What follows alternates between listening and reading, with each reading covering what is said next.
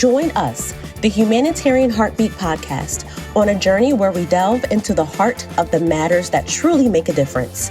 Our mission is to create a platform where we can openly discuss topics that often go unnoticed or unexplored. We aim to shed light on these crucial issues and have meaningful conversations. We invite you to tune into our podcast, where we will explore the depths of these subjects and let our hearts guide the conversation.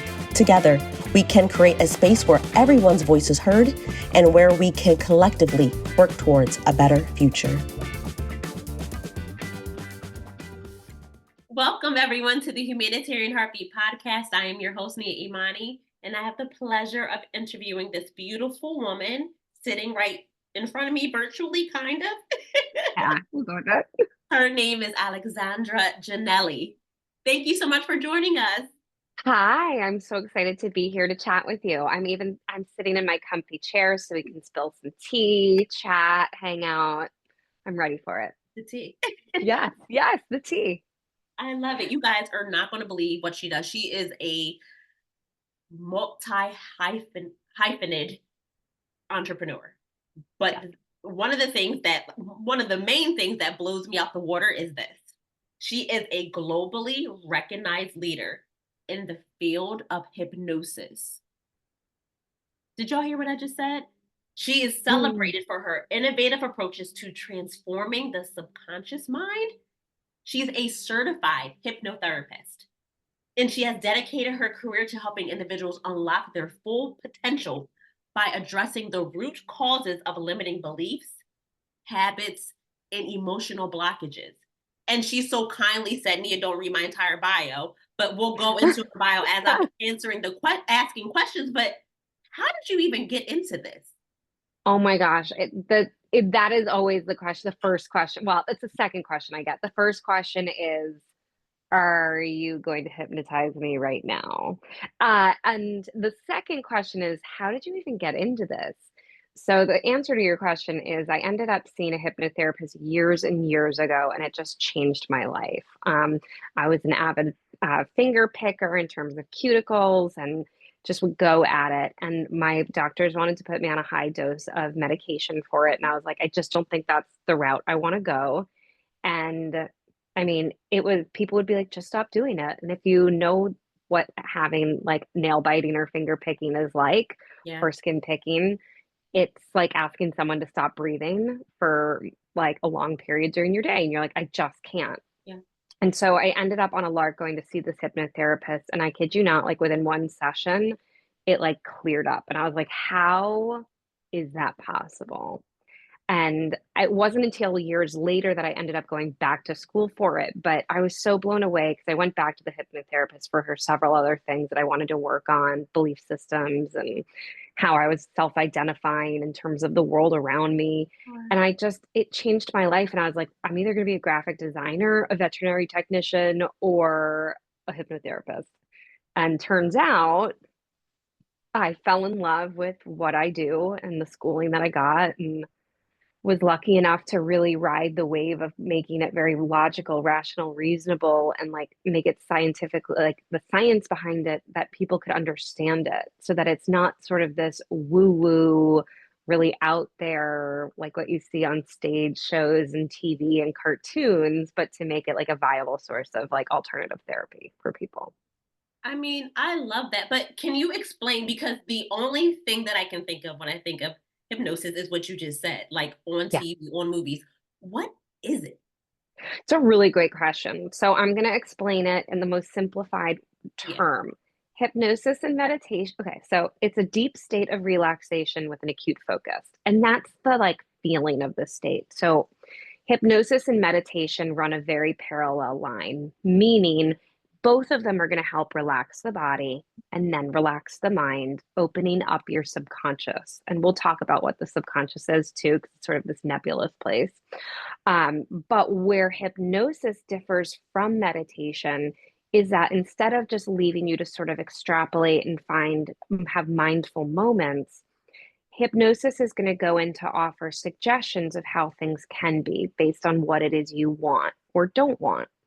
And so instead of having you rely on yourself, we would have talked already to go, oh, you want to be around dogs because your partner's getting a dog and you just want to feel comfortable. Right. We would take that language and formulate it into, wouldn't it be nice to know that you no longer need to live in fear and that you can begin to feel more and more comfortable around dogs, and comfort feels like this.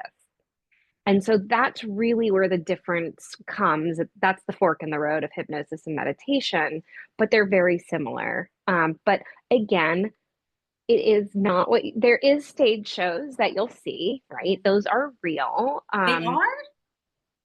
People, so what happens, so it's a very particular experience that the stage person is doing. They are very much looking for someone that's called what we call somnambulist. They're someone who is, it means sleepwalking, and they're looking for someone who is very suggestible, meaning that their mind can get overstimulated very quickly.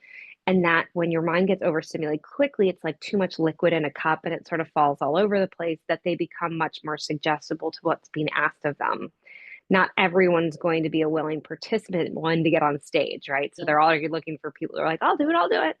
And then they'll start tapping people out, based on, he might say, like, I want you to think about dropping your shoulders. He'll look for people who are dropping their shoulders. So again, you're like offering suggestions and seeing who's taking them in to find that really perfect candidate to then, Mhm. and you'll notice that the person will always frame things in a really positive light of like what can be.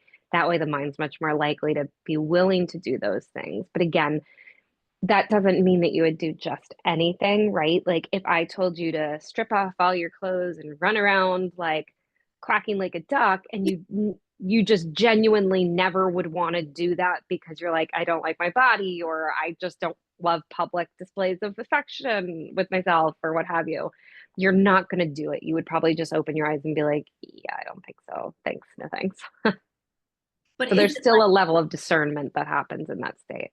that's good to know. But is it like, because I feel like I'm thinking of a particular sister episode where it was Love like that I show. felt like I was watching them and she like had no clue where she was. Is that true? Is that part true? It's a funny thing. So I'll tell you a really good story because there's always a good story. I love it.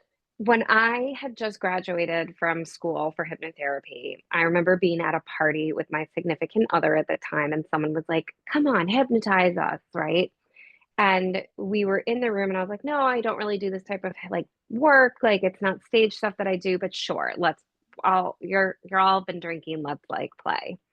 So I ended up putting this guy into the hypnotic state with what's called a rapid induction. Again, you're overstimulating and then pulling them into this state. And then I just said, simply, as soon as you open your eyes, and like you're going to look around the room to find your significant other, but you're not going to remember their name. And again, it's a very simple suggestion. And I had him open his eyes, looked around the room, and he found her, but couldn't remember her name. I was like, what's her name? And he's like, and he kept trying. And then you quickly are going to shift it to be like, now you can remember what's her name. And he's like, whatever her name was at the time. Sadly, she got very upset and decided that they were going to leave the party. And it's not that he wants to not remember her name, it's a quick suggestion, right? You're influencing the mind to think something's real for a second, right? And then at some point, if I just let it slide, he's going to remember her name, That's right? what I Because was we gonna do ask. have critical thinking that kicks back in. It's the same way when I'm working with clients who maybe have like a addiction to sweets and sugar and chocolate. I can tell them and overlay the image of chocolate looks like poop, right? But at some point, you're going to remember, right? Like your subconscious mind, even though you plant that seed, it's going to go, well, no, that's not true. I actually don't believe that to be true. And I don't really want that to, not necessarily want that to be true. But it can give the person just enough leeway to have confidence that they can break a habit, right? Where it's like, oh my gosh, I didn't eat chocolate for like 3 days. That's never happened before.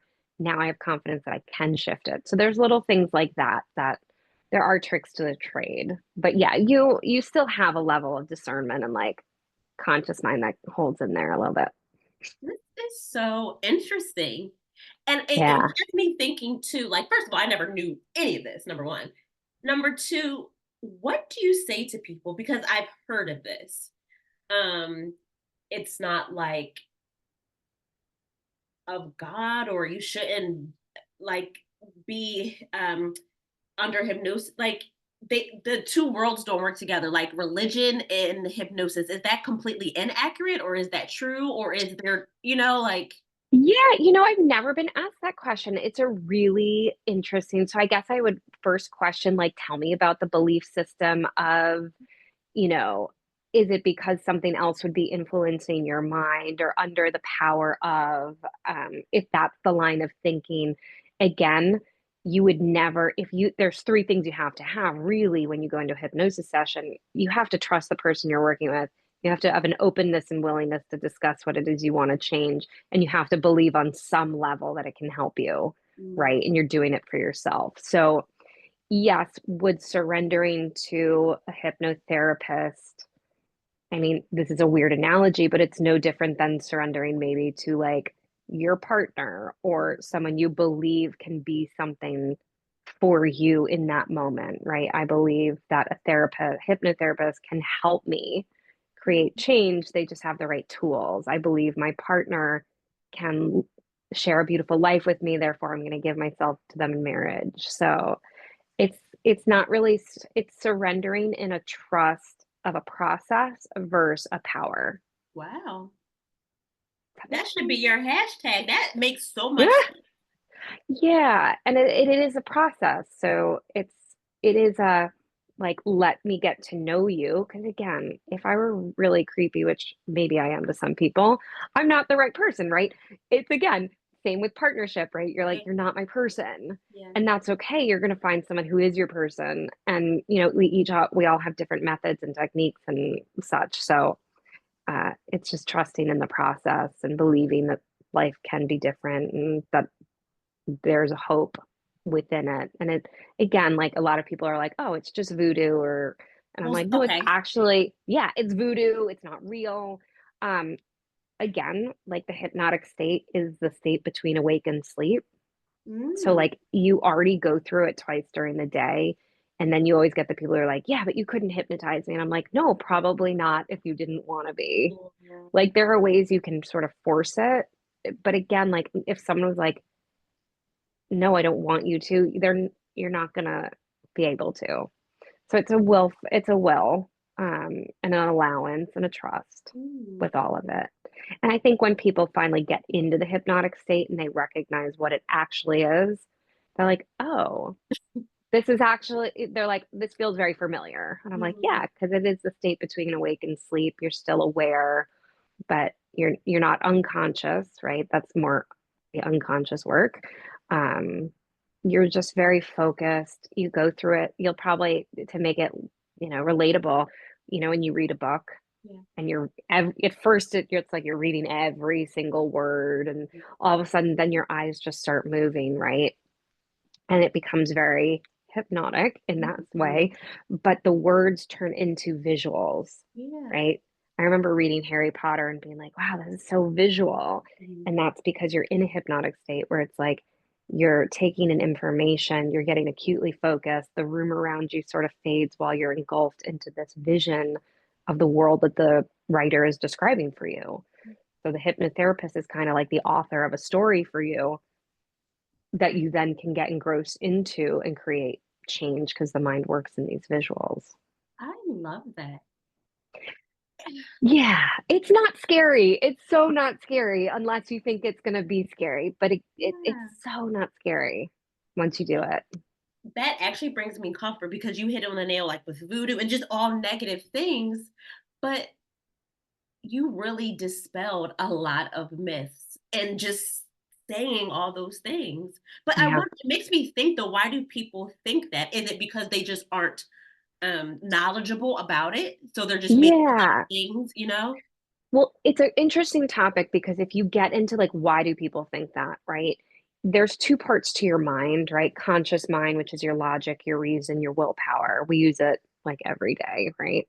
But the other part is the subconscious, and it has no logic built into it. Everything is association based, meaning like you learn through experience, right? So take you're born with two fears, falling and loud noise. Everything else is learned as you go through life, right? You touch a stove, you burn your finger, you recognize you need to be more cautious around a stove. Um, and so as you're growing up, right, you're learning hypnosis in cartoons looks like this. I mean, it's in The Incredibles, right? Okay. Like Okay. it's in all the cartoons you see. It's in movies. It, it it's in stage shows, and usually that's people's first indoctrination to it. So you're creating this association of that's what it is. Therefore, you're going in with this, that's what you know about it. Right. Therefore, in the face of the unknown, you typically will borrow from what you've experienced in the past. And that's what people think. And it's like, oh, it must be like that. And then you tell people about it and you're like, oh, interesting. Yeah, it's Yeah. nothing like I thought it was. You just had me blown away because everything that I thought it was, it's not. And now, like, I just have to change my perspective. I'm Yeah. torn. Yeah. It's really funny too, because um some people come into my office. Like I had a client who came in, they're like, I really want to like vegetables. And I was like, well, this is an odd one. Uh, okay. Again, I don't judge, but I sit there and I'm like, let me understand you in context of why this is so important that you're going to come spend money on it. And he's like, it's just important because of my diet and I want to feel healthy. And I was like, well, do you like vegetables? And they're like, no, my wife really wants me to do it. And I was like, can I be honest? Mhm. Like, and again, it's being honest and upfront of you could probably work through this to find ways to get it to influence. But again, he didn't want to do it for himself. Understand. Like, yeah. So again, there are all these ways in which you're like, huh, very interesting. Like what people want to do and change. But again, I can disappoint, some people are like really relieved it's not stage hypnosis. And some people are extremely disappointed that I don't have the magic bullet, especially when it comes to relationships. Well, I was actually, Yeah. I was just getting ready to say, can you help a 30-year-old woman who's been through a horrible breakup not forget about him or her, but just forget about the pain, I guess? It's so I love that you reframed it that way, right? Because I always say to people, I'm like, I wish I had the technique that I could eternal sunshine your mind, right? And go in there and have you forget. And again, like the story I told earlier, I can probably have you forget for a few minutes, maybe, but that's not the purpose of the work. We can't erase it. So what we can do, though, is really understand how to move through that trauma, right? Call it little t trauma of the breakup, the pain, to make the process quicker and to shorten the intensity of it and understand more so the dynamic in the relationship of like what that meant to you, right? That relationship and how the loss is affecting you and what that's telling you, and then put that into more confidence building or whatever it might be that you're looking for and want. So, but I mean, I always joke, I'm like, if I had that ability, I'd call it the silver bullet method, and I'd probably be like a multimillionaire. I'd have magic, basically. And I would Like, oh love to my have gosh, but magic. the way you said it and the way that it's done, it's so important because you're giving tools of just how to be, I don't want to say a stronger person, but just to work through life, I guess. Life is really difficult. And again, I think the self-help culture, there was a point where everything is like, you're supposed to be happy all the Yeah. time. And happiness is a choice. And I think happiness is, sure, the perspective to see things from another angle. Yes, that is a choice. But Mhm. happiness is a feeling that happens deep down. And you have to understand that there's me in a vacuum, right? When I suck away everything around me, who am I? My core belief systems, my values. And then there's me in relation to the world around me, right? So it's like when I go into a chaotic bar, I may feel differently because in relation to a chaotic bar, it may make me go inward. And so it's always prudent to really understand the work of like what causes me stress, And what is my process when I get stressed to get out of it? Because let's face it, stress happens. That's just normal. It's just, can we lessen the intensity and shorten the duration so that you can get out of it to get back into these higher frequencies? Are you accepting clients? Yes, I am. And if you can't come work with me or see me, we also have my app, right? Like, so, but all of this, because again, it's such important work, but it's hard work. But I think what's cool about hypnosis and how I've coupled it with coaching, and that's a whole funny word for me, but um, it's really creating this mindset shift of like, who am I? And I think, I'm seeing a lot more younger and younger clients, which is really amazing because it does change how you experience the world and the lens we have. And this therapy, I think I'm a huge proponent of therapy. I love therapy. I've been in therapy for years, but there's a point where understanding and having an awareness of your problem, I air tag the problems, right? Your things that you want to shift doesn't always translate back down into the behavioral shift, right? Because awareness is the first step in the process.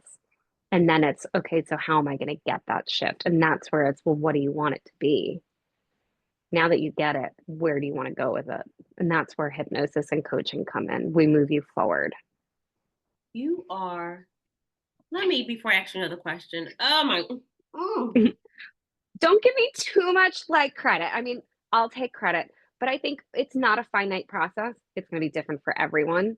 Like, but like it really does shorten the process to getting those neural pathways like started to move down. I think the reason why, because not only are you an impactful practitioner, the fact that there's something there that can help is so important. You know? It's such a mission for me, and this was my mission since 2010, was to truly get it out there because there is so much woo woo and there is so much. I mean, I to each their own, right? But I'm like, if someone, I've seen some websites where I'm just like, oh my God, is this what my industry looks like? I need to sort of normalize it into the more median area so that like it can feel much more rational, reasonable, logical to people. And like that's been really just even teaching about it, sharing about it, being here with you talking about it. Um, it makes it so much, it brings me so much joy. Because like I think if we don't have options to change, we really do feel victim to like our circumstances. You are amazing. And then not Oh, only did you decide to help people, I guess, one on one or face to face, you created an app. I did. And it's funny when I say the word app, it makes it feel so, in my mind, like funny. Okay. Um, I don't know why. It's the same thing. You know how certain words you hear them and you're like, oh, well, an app seems sort of insignificant. Anyone could have an app, right? Like, but again, like I like to think of this, it was I spent so much time thinking about how do I take my practice and make it accessible to others, right? And like I started the thought process in 2015, and it wasn't until 2021 or so that I actually forged forward with like the development again. And the idea was, how do I make what I do accessible, right? And so, what is it that I do? I am a certified coach. Funny word, right? Because but again, I'm here to, I say I'm a perspective shifter. I'm here to ask questions to get someone thinking differently, intuitively understanding it, and then putting it into the hypnotic form and not just following a script. And so I thought about what was out there already. And when I looked at things like Calm and Headspace and all of those apps, they're so great that I was like, well, it can't just be that redone because I can't compete in that space. That's going to be a tough one. It has to have its own identity. And what I realized is just like each of my clients goes into the hypnotic state a little differently, right? Like I have some clients who need 20 minutes to get deeply relaxed. Okay. And then there's some clients that within 5 minutes, they're like asleep. And I'm like, well, how does a 20-minute recording that usually you'll find on some of these other platforms, how does that help everybody? And so I created this idea of what if people could toggle together everything that they wanted, right? From picking what they wanted to work on, from manifestation, weight loss, sleep, trauma, to then picking how you got into the relaxed state. And this is sort of the tricky part because, like, you don't always know yourself, but you know that you like the beach and you know that, like, you like a hot bath and those things are relaxing. So you can toggle together all these like relaxation visuals, Mhm. choose how you want to end it, stay asleep, relax, wake up, and then add music underneath it. Hmm. And every session, and it was interesting because I was like, how are we going to get this to all function? And then AI came out. Awesome.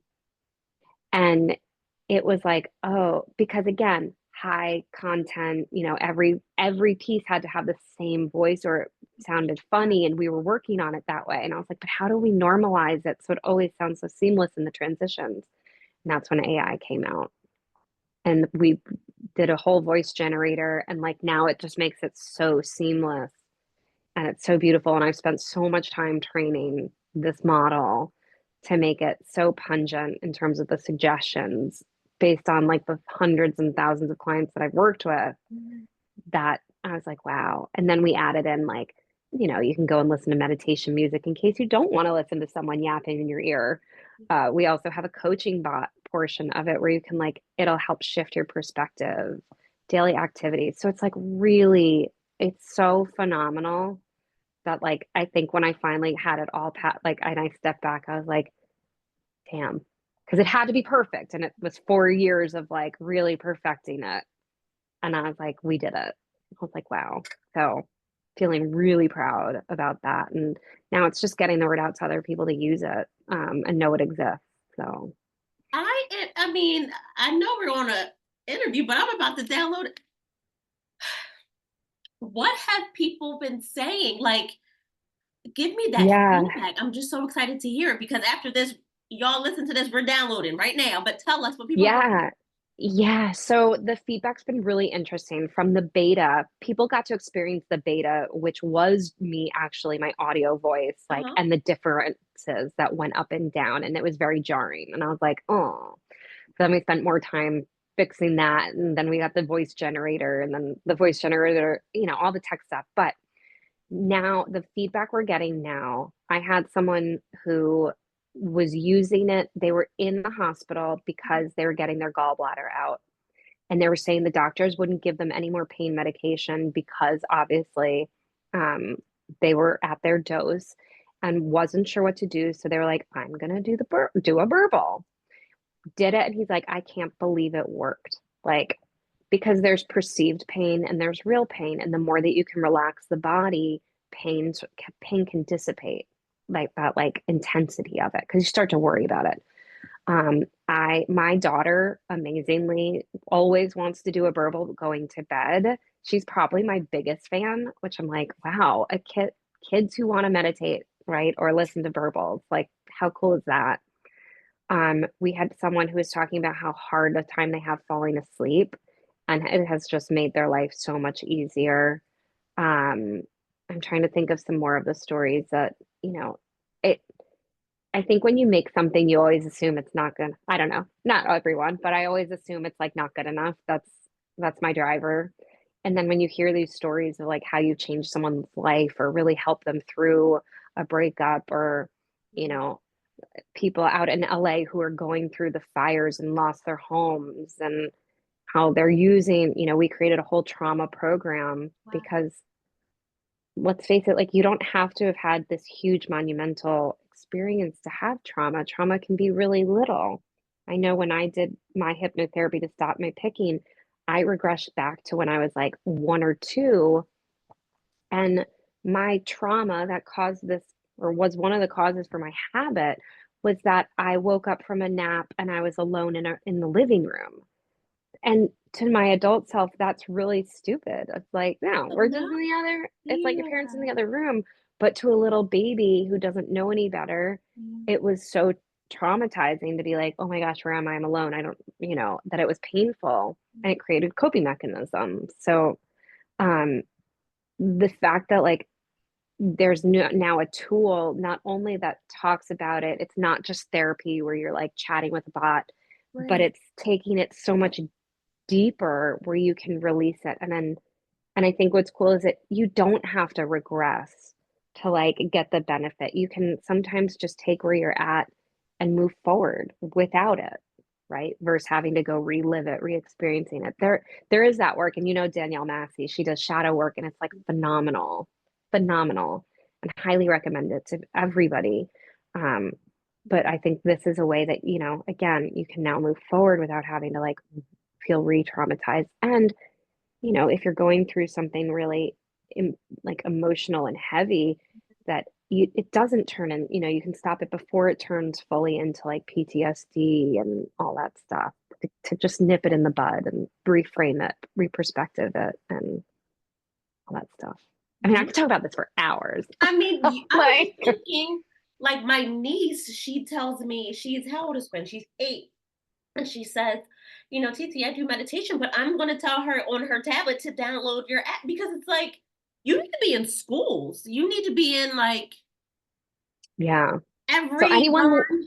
yeah, everyone who's listening, if you know places that we should be and you try the app and you're like, wow, I love it, please, like, this is what we were made for. We, again, like, I know we're a business, like, but we're out here to really, my business partner and I, like, we only want to do things now that like help people because the world is like upside down. I mean, you can feel it, right? The energy in the universe.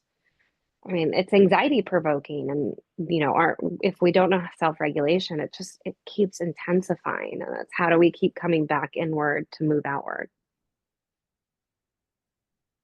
Once again, you leave me, and this is hard to leave me speechless. But this is, and if you go to the school, I mean, elementary, middle school, we become more, I don't know if I want to say productive adults, but just know how to center ourselves, come back to ourselves. Yeah, and I think that's the culture. We're so stimulated every day, right? Like, I'm sure you've talked about this in so many different ways with so many different people, but we take in so much stimulus. And now that we have this ability to process so much information, again, your mind is a cup, right? There's only so much information it can take in until it spills out and you're not recognizing anything. And that's where we're at. Our cups are full, and we're so in these, like, call it a hypnotic state where we're just so focused on like processing, we're missing the world around us. And so, if your mind in these states is all of a sudden thinking about negative stuff and scary stuff, that influences the images that you see and that influences how you behave.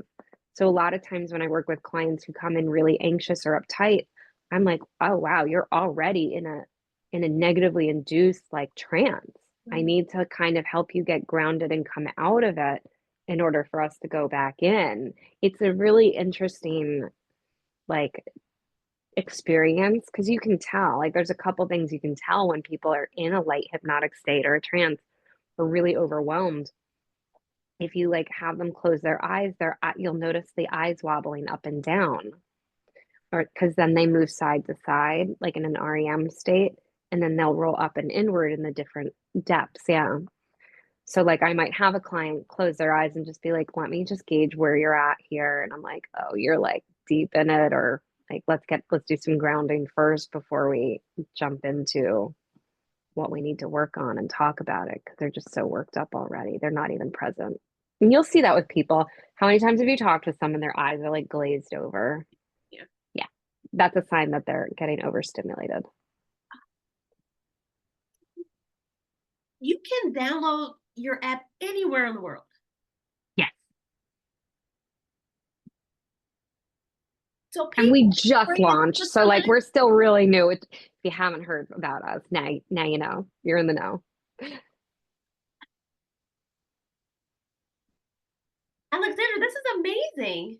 Yeah. Like It's really exciting. you're really like honestly saving lives. Like honestly. That's my goal. I've lost a couple really good friends to suicide. That's always been such a Right. tender part. Like I've suffered from like depression myself. So I feel like if there's anything, you know, this is my mission. This is my what I no one should feel no, I'm not saying never feel depression, but I'm saying you should never feel like you're hopeless and that life can't get better or that there aren't things you can do on your own to like lose a beautiful life. So like my love to anyone out there who's feeling that you're not alone. And it is hard and it is tough, but like there are ways to move through it and it doesn't have to take forever. There can be little steps that happen for you through the day and through the week and through the month and through the year to get you where you want to be. And You're if we could, amazing. oh, thank you. Now we just need to get rid of social media, which is ruining everyone. That's a whole different topic. Right? I mean, we'll need a whole nother hour for that. 2 hours probably. I just you yeah, you're amazing, okay? And not only like everything that you do is life-saving, so you also um are in holistic healing. Yeah. Talk So, about that. oh my gosh, this is my side project. No, I had this crazy idea back in 2015 that I wanted to open a Himalayan salt room. I was working already in New York City, seeing clients at a wellness center and really just like loving that. But I was like, what's the next step in my life? And it was to open a like little Himalayan salt room with like a couple treatment rooms and being very, that. And the wellness center that I worked at, which had 5,000 square feet of space, the guy's like, I'm not going to renew the lease here. Why don't you just put it in here? And I was like, what a kooky idea. And of course, when I like an idea, I go gung ho on it and like a little pit bull. And I'm like, I'm gonna do it. Da, da, da, da. And the idea was to have this huge, it was not the plan to have a huge wellness center, but the plan was to have a little one that turned into a big one that was kind of like a we work for wellness. It was a collection of practitioners all working together. And then we had other rooms that we took over for treatments. And that was where Modern Sanctuary started, was New York. And it was all based around the idea of home. Home being, I think we all want home, right? It's and home, I suppose, for many people and myself, is a safe place. And the more we can feel safe, the more we can thrive. And so the whole idea was like, how do I make this home where people can come, be taken care of, feel safe, non-judgment by a team of like amazing people, to the point where even the living room the waiting room when you walked in was designed to look like a living room, that you were coming to be a guest within my home. And it was all based around the design was like a black crocodile print, which is really not wellness. A lot of people argued with me, and I painted the walls black. Um, and everyone was like, "You can't do wellness black," and I was like, "Off black, dark black, gray black, yeah, black all season, 100%." And it was a play on sensory deprivation of the idea of like, come out of the light where Wow. it's so bright. And everyone was like, wow, after it was all finished, it was very soothing and stepping into like quiet and the peace that you can feel when you take away stimulus, right? It's like even now, if you just like closed your eyes, it feels good, right? It's like Yeah. I just can take away because we take in so much information that to just take away a little bit of it gives you that much more room in that cup. And so that's where modern really started. It was, we did everything from like real woo woo stuff, like crystal beds and chakra healing and crazy other things, all the way to plastic surgery with a partner of ours. And so my belief was that wellness can be whatever you make it. We got a lot of pushback because we did start as alternative wellness. We got a lot of pushback when we got into the more beauty field of it and the plastic surgery portion, Mhm. because everyone was like, well, that's not wellness. And it was So a is that. long discussion that I had to grapple with because I was like, well, is that true? And I was like, well, I do Botox, right? Like there's certainly nothing in a botulinum, a toxin that I'm putting in my face that is doing anything to boost serotonin, dopamine, or anything like that. but do I not look in the mirror and feel better, Mm. feel different, relate to myself in a new way? And um, I had to go in that wellness looks like a lot of different things. And that was really an interesting shift. And um, I knew that we would lose some people from our practice and that we would gain others. So it was an interesting business decision and a process to go through in that regard. And then COVID happened, and we all know how that turned out. Uh, and I had moved down here because I had a kid, and my husband was here in Philly. And I decided after COVID sort of released her grips from us, or his grips, or however we want to visualize this, that I was going to close the shop in New York, and then I decided I wasn't ready to let go of that dream, and I wanted it closer, and started it here in Philly. So, and then I met Danielle Massey, who we say we have the most beautiful love story because I courted her to come partner with me, and she was like, "No way." And I was like, yeah, way. I was like, table this. I'm just going to plant the seed. Came back a couple months later. I was like, let's talk about this. And I think you'll have to have us both back on for a good Yeah. laugh. But we both agreed it was like one of the most beautiful partnerships in terms of how we work together and what we bring to the table, and like just what a good partnership and like friendship and love looks like. So, and not in the sexual sense, but in the best friends doing cool things, raising up together and I love stuff that. like I love that. that. Is Yeah. there a new name now? So yes, so Danielle came from, she has her wellness collective, was originally her practice that again was very similar. It was a bunch of collective alternative therapy and therapists. And with modern sanctuary, we were like, what do we combine it to? And we combine them to be modern wellness. And that's sort of where it came to. And she has the Selfish Conference, and we're now moving more into the corporate wellness space as well, because we realize like we've been asked to do a bunch of talks and workshops, and we're like, oh, we also have all this equipment we could do cool things with. So um, why don't we do more of that? And so I mean, we're creatives, we're always expanding, trying new things.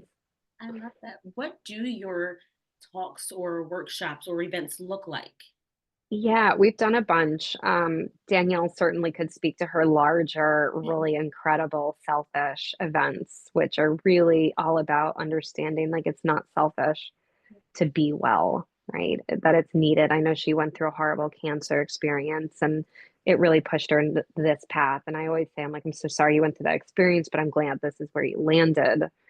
Um, but we've done everything from color therapy Mm. experiences that we built out for Blue Cross Blue Shield, with another team, where you walked in and you listened to 5-minute meditations with colored glasses on. And like it just is the idea of you're changing the perspective of how you see the world in color, right? Like it's still the world, but it's red, and that feels different weirdly.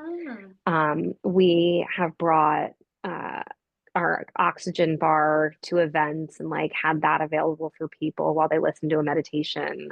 We've done huge group talks and workshops and meditation sound baths, and then we have a whole slew of other stuff that we'll bring in, like face yoga treatments and uh, lymphatic drainage is something I'm personally absolutely obsessed with. And so I'll teach like mini classes on like how to do that from home. And yeah. backtrack to two things. What is an oxygen bar? And Ah, we'll start there yes. first. What is that? Yes. Yeah. So oxygen, we breathe oxygen, but it has such a low percentage of the oxygen that we breathe. Like, yes, there's oxygen, but it's not in its purest form. It's like obviously has lots of other stuff in it. So we have a compressor which will push out a very compressed, purified version of oxygen through aromatic bubblers. And so again, it's kind of like you would see in a hospital, right? You put the nose cannula on, and there's oxygen flowing through that tube with aromatherapy mixed into it, and you just sit there and you breathe. And it's really weird because you're like, I'm breathing oxygen, but it gives you this boost of energy, and like you just feel a little buzzed, and not in a like high way, but you're like, wow, I like feel much more alert because you're getting more oxygen in your brain and system, right? Because it is the element of life. Wow. And then lymphatic drainage. Talk to us about that. What's the purpose? What are the results? Woo! How much time do we have left? Yeah, I'll give you the short, the quick and dirty.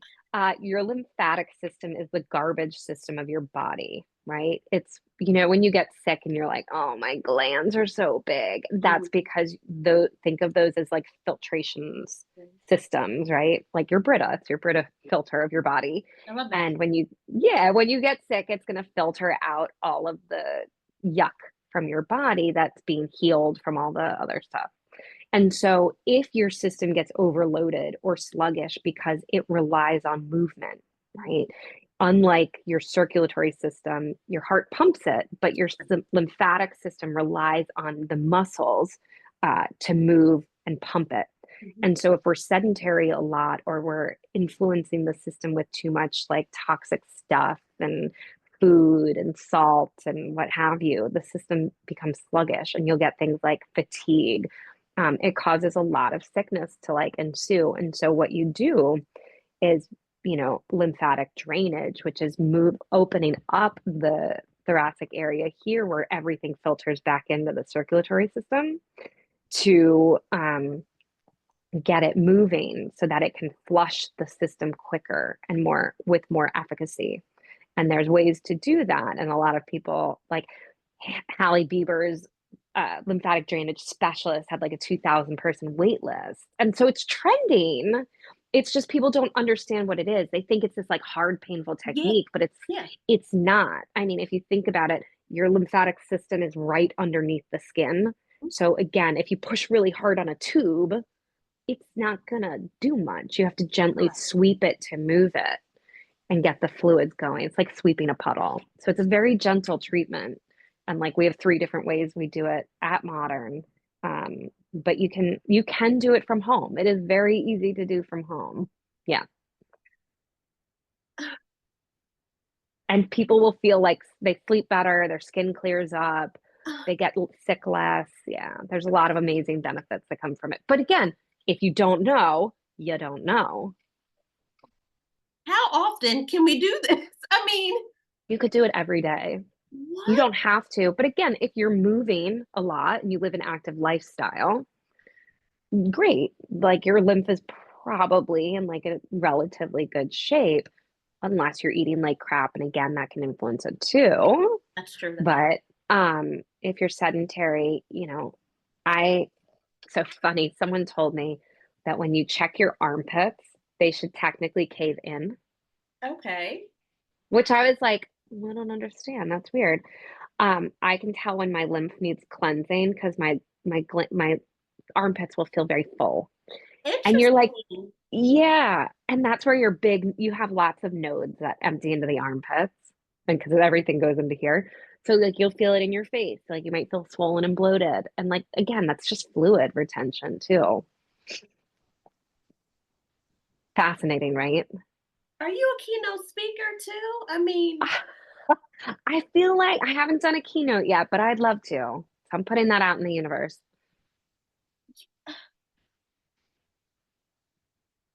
you The body is amazing. mind, body, and so like you are doing it all.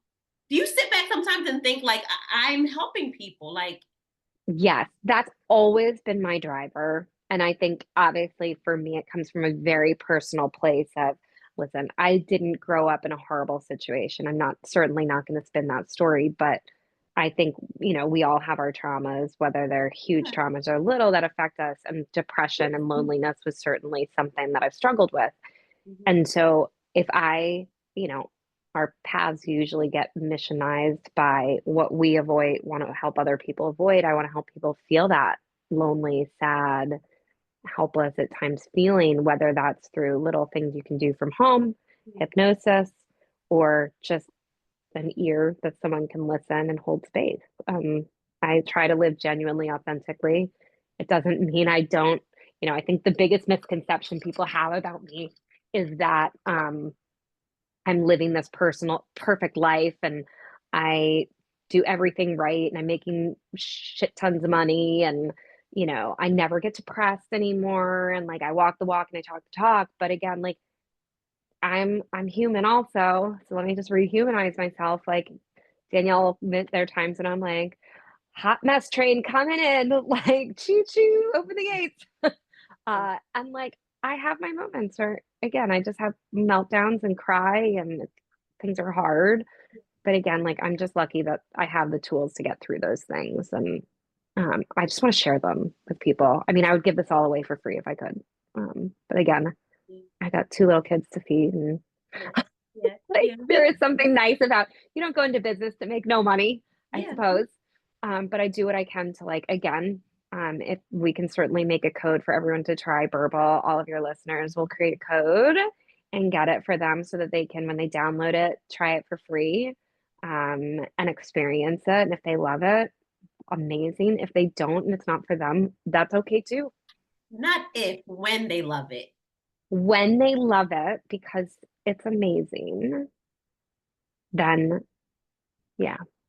I mean, you have always been relevant, but in particular with like you mentioned before, and to today, it's just so I feel overstimulated every day, to be honest with you, just Me in too. life.